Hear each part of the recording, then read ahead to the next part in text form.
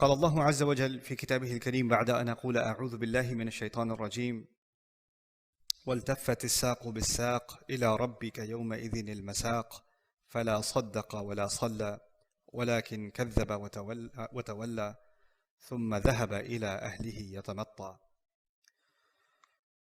رب اشرح لي صدري ويسر لي أمري واحلل عقدة من لساني يفقهوا قولي اللهم ثبتنا عند الموت بلا إله إلا الله اللهم اجعلنا من الذين آمنوا وعملوا الصالحات وتواصوا بالحق وتواصوا بالصبر آمين يا رب العالمين.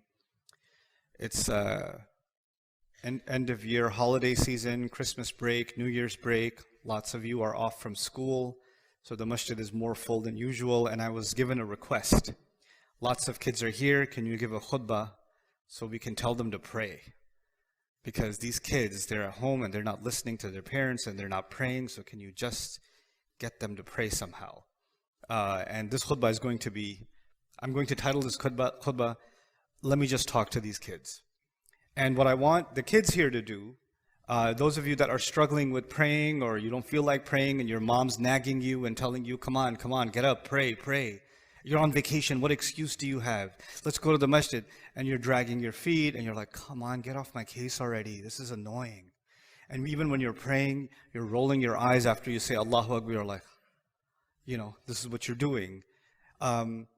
Your parent, let me talk to the parents for a second. If you forced your children to pray, or you pressured them and nagged them into praying, and they somehow prayed, and they're 13, 14, 15 years old, you might feel better, but they don't.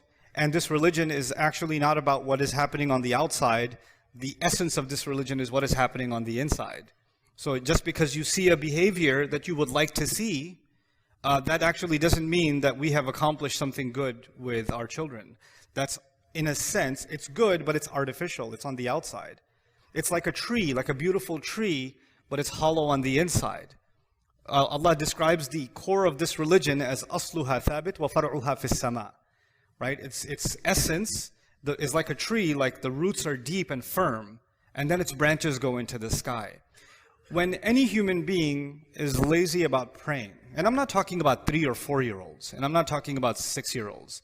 I'm talking about children that are now cognitive, they can ask intelligent questions, they're smart, the dad and the son or the daughter can play the same level video game, they can watch the same TV show, so they're at an ability where they can comprehend things at a higher level. They have some of the same interests that you have. If you're watching a game on TV, they're watching it with you, right? So they're not, at some things, they're at the same intellectual capacity as you. Of course, they're children. Their brains haven't fully developed yet, but they're still lesser.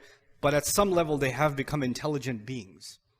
So this is just a small reminder to, and I'll come back to the parents now, a small reminder for myself and for all of us parents, that the children we've been given are an amana. They are not something given to us so we can control them. The more we try to control them, the more frustrated we become anyway. And the more, I have seen this, especially in families that wanted to preserve the deen of their children, the more they tried to push the religion on their children with control, the more those children rebelled in the strangest ways. Because the thing that Allah wants to give, the opportunity you have with your children is not to make them surrender to your instructions. The opportunity you have with them is to make them think about things that only you can make them think about. Make them love things only you can make them love. Your kid loves basketball because he sees you play basketball. He loves the PlayStation because he sees dad play the PlayStation. You can put a love in your child because of how you are. You can do that. And when you tell your kid, do your homework, your kid is not going to be 40 years old and say, I love homework. But your kid could be 40 years old and say, I love basketball, my dad used to play all the time, loved it. What you love gets transferred over. What you instruct gets rejected. That's your reality. Forget your children. That's your own reality. Some of the things you love about your dad are the things that were passed down by love. And some of the things you hate about your dad are the things that he tried to shove down your throat.